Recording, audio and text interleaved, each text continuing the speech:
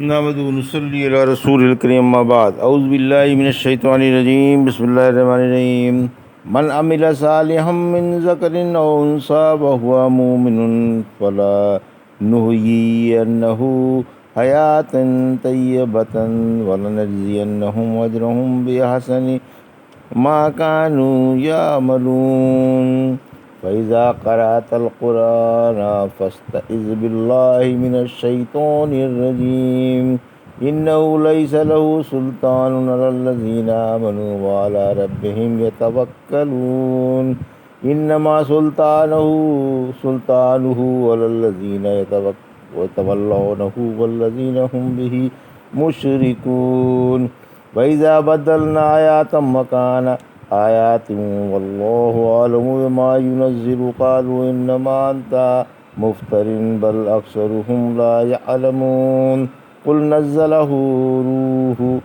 روح القدس من ربك بالحق ليثبت الذين آمنوا وهدى وبشرى للمسلمين وَلَقَدْ نَعْلَمُ أَنَّهُمْ يَقُولُونَ إِنَّمَا يُعَلِّمُهُ بَشَرٌ لِسَانُ الَّذِي يُلْحِدُونَ إِلَيْهِ أَعْجَمِيٌّ وَهَذَا لِسَانٌ عَرَبِيٌّ مُبِينٌ إِنَّ الَّذِينَ لَا يُؤْمِنُونَ بِآيَاتِ اللَّهِ لا يهديهم الله ولهم عذاب أليم إنما يفتري الكذب الذين لا يؤمنون بآيات الله وأولئك هم الكاذبون۔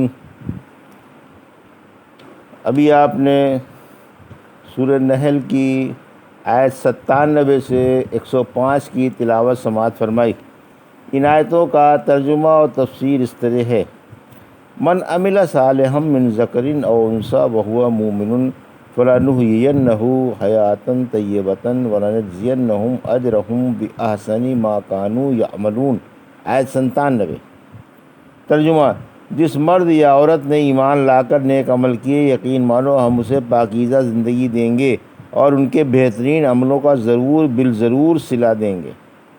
یہ تھا ترجمہ سورہ نحل کی آیت 97 کا۔ تفسیر: نیک عمل کی تعریف۔ اللہ نے ایمان لا کر نیک عمل کرنے والوں سے وعدہ فرمایا ہے کہ وہ دنیا میں بھی عزت کی زندگی گزاریں گے اور آخرت میں بھی نیک عمل وہ ہے جو قرآن و حدیث کے مطابق ہو اور پرخلوص ہو۔ نیک عمل خواہ عورت کا ہو یا مرد کا، ضرور صلہ ملے گا بشرطیہ یہ دل میں ایمان بھی ہو۔ پاکیزہ زندگی کا مطلب: پاکیزہ زندگی میں ہر ایک کے لیے آرام و راحت کی تمام صورتیں شامل ہیں۔ رحمت عالم صلی اللہ علیہ وسلم نے فرمایا، اگر کسی مسلمان کو حسب ضرورت روزی میسر ہے اور وہ اللہ کی دی ہوئی روزی پر قانع ہے وہ یقیناً کامیاب ہے۔ دوسرا، وہ کامیاب ہے جسے اسلام کی دولت بھی ملی اور حسب ضرورت روزی بھی ملتی رہی اور وہ اللہ کی دی ہوئی روزی پر قناعت بھی کرتا رہا۔ تیسرا، اللہ مسلمانوں پر ظلم نہیں کرتا، انہیں دنیا میں بھی نیکیوں کا بدلہ ملتا ہے اور آخرت میں بھی۔ اللہ کافروں کو ان کی نیکیوں کا بدلہ دنیا میں دے دیتا ہے، پھر جب یہ دنیا سے جاتے ہیں تو ان کے پاس کچھ بھی نہیں ہوتا کہ آخرت میں ثواب ملے۔ فَإِذَا قَرَأْتَ الْقُرْآنَ فَاسْتَعِذْ بِاللَّهِ مِنَ الشَّيْطَانِ الرَّجِيمِ آیت 98۔ إِنَّهُ لَيْسَ لَهُ سُلْطَانٌ عَلَى الَّذِينَ آمَنُوا وَعَلَى رَبِّهِمْ يَتَوَكَّلُونَ آیت 99۔ إِنَّمَا سُلْطَانُهُ عَلَى الَّذِينَ يَتَوَلَّوْنَهُ وَالَّذِينَ هُمْ بِهِ مُشْرِكُونَ آیت 100۔ ترجمہ: پھر جب آپ قرآن پڑھنے کا ارادہ کریں تو اعوذ پڑھ لیا کریں۔ بلا شبہ شیطان کا زور مومنوں پر نہیں چلتا۔ جن کا اپنے رب پر بھروسہ ہوتا ہے اس کا زور تو انہی پر چلتا ہے جو اسے دوست سمجھتے ہیں اور جو اللہ کے ساتھ شرک کرتے ہیں۔ یہ تھا ترجمہ آیت 98 سے 100 کا۔ اب تفسیر۔ آیت 98۔ تلاوت سے قبل اعوذ پڑھنے کا حکم، یعنی جب مسلمان قرآن کی تلاوت کا ارادہ کرے تو پہلے اعوذ پڑھ لیا کریں۔ یہ حکم وجوبی ہے۔ اعوذ کی فضیلت کے بارے میں آغاز تفسیر میں حدیثیں گزر چکی ہیں۔ اعوذ کے پڑھنے کا اس لیے حکم ہے کہ شیطان تلاوت میں خلل اور غور و فکر میں الجھن نہ ڈالے۔ آیت 99۔ مومن گناہ کے بعد توبہ کر لیتا ہے، یعنی شیطان کا مومنوں پر زور نہیں کہ وہ انہیں ایسے گناہوں میں پھنسا دے جن سے انہیں توبہ نصیب نہ ہو، یعنی ان پر شیطان کے غلبے کی کوئی صورت ہی نہیں۔ خود شیطان نے اقرار کیا ہے سورہ سواد کی آیت 83 میں، یعنی اللہ کے مخلص بندوں پر میرا داؤ نہیں چلتا، آیت 100، یعنی شیطان کا انہی پر زور چلتا ہے جو اس کا کہنا مانتے ہیں، یا ان پر جو اللہ کو چھوڑ کر اس سے دوستی گانٹتے ہیں اور اسے اللہ کی عبادت میں شریک کر لیتے ہیں، اور ان پر بھی جنہوں نے اپنے مال و اولاد میں شیطان کو شریک بنا لیا ہے۔ وَإِذَا بَدَّلْنَا آيَاتًا مَكَانَ آيَاتٍ وَاللَّهُ أَعْلَمُ بِمَا يُنَزِّلُ قَالُوا إِنَّمَا أَنْتَ مُفْتَرٍ بَلْ أَكْثَرُهُمْ لَا يَعْلَمُونَ، آیت 101۔ قُلْ نَزَّلَهُ الرُّوحُ الْقُدُوسُ مِنْ رَبِّكَ بِالْحَقِّ لِيُثَبِّتَ الَّذِينَ آمَنُوا وَهُدًى وَبُشْرَى لِلْمُسْلِمِينَ، آیت 102۔ ترجمہ: اور جب اللہ کسی آیت کو بدل کر اس کی جگہ دوسری آیت لاتا ہے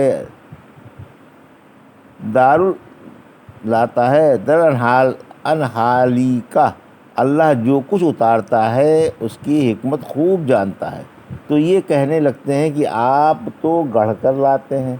یہ بات نہیں، بلکہ ان میں سے اکثر علم سے بے بہرا ہیں۔ آپ فرما دیں کہ روح القدس آپ کے رب کے پاس سے سچائی کے ساتھ یہ قرآن لے کر اترتے ہیں تاکہ یہ مومنوں کو ثابت قدم رکھے اور مسلمانوں کے لیے ہدایت و بشارت ثابت ہو۔ یہ تھا ترجمہ آیت 101 اور 102 کا۔ تفسیر: آیت 101 مشرک کا مقل ہے، ان میں یقین کی صلاحیت ہی نہیں۔ مشرکوں میں نادانی ہے اور ان میں یقین و ثابت قدمی کی صلاحیت ہی نہیں۔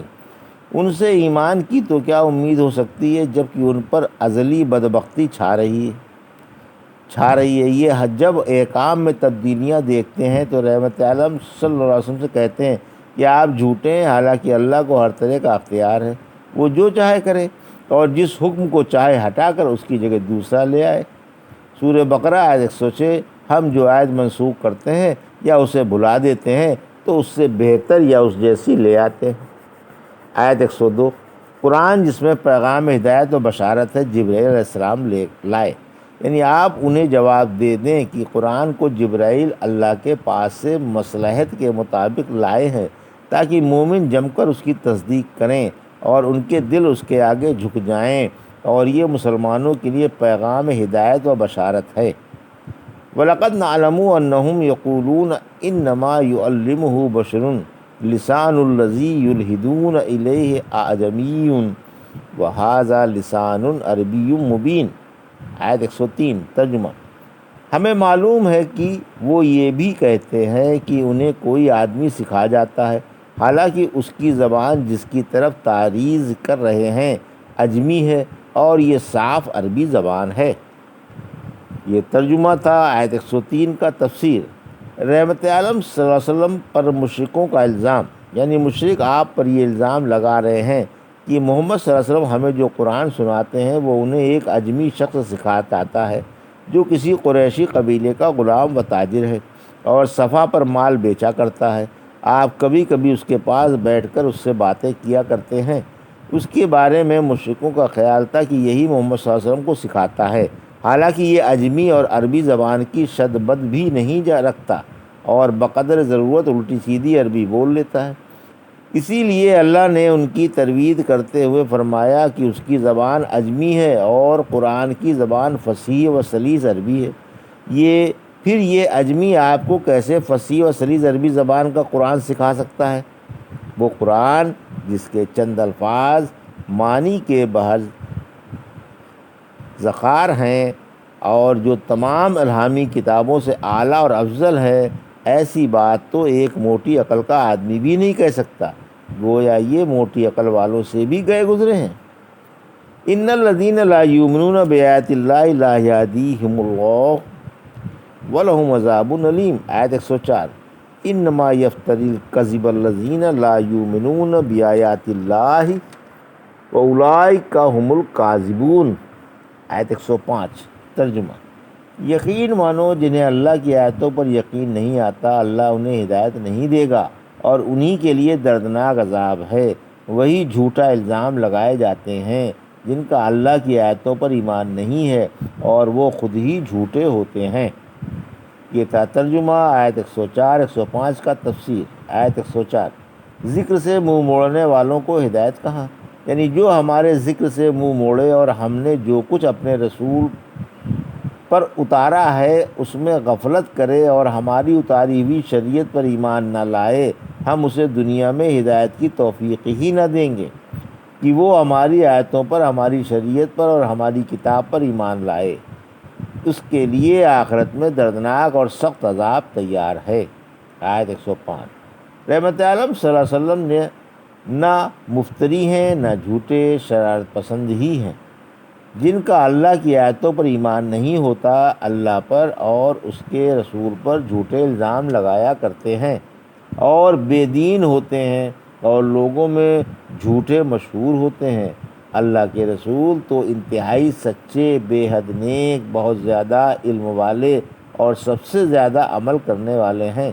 آپ ایمان و یقین میں بڑے پکے اور اپنی قوم میں بے حد سچے اور امانت دار مشہور ہیں۔ آپ کی صداقت و امانت میں کسی کو بھی کلام نہیں۔ قوم آپ کو صادق و امین کہہ کر پکارتی ہے، اسی لیے ابو سفیان رضی اللہ تعالیٰ عنہ نے شاہ روم سے کہا تھا کہ ہم نے بعثت سے پہلے کبھی آپ کو جھوٹا نہیں پایا۔ اس پر ہرقل نے جواب دیا تھا کہ جس نے لوگوں پر جھوٹ نہیں بولا وہ اللہ پر کیسے جھوٹ بول سکتا ہے۔ یہ تھا سورہ نحل کی آیت 97 سے 105 کا ترجمہ اور تفسیر جو بھی آپ نے سماعت فرمائی۔ بارک اللہ لی و لکم فی القرآن الحکیم و نفعنی وایاکم بآیات الذکر الحکیم۔